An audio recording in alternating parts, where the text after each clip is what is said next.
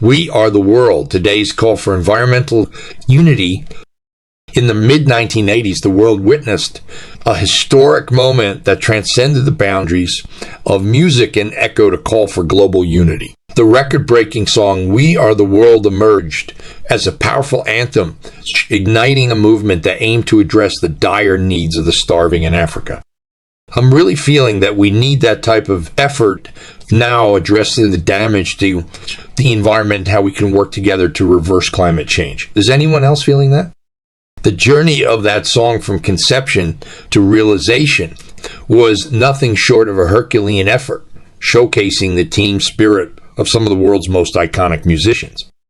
The brainchild of Michael Jackson and Lionel Richie, We Are the World brought together a group of talented singing superstars featuring legends such as Stevie Wonder, Bruce Springsteen, and Cyndi Lauper, to name just a few.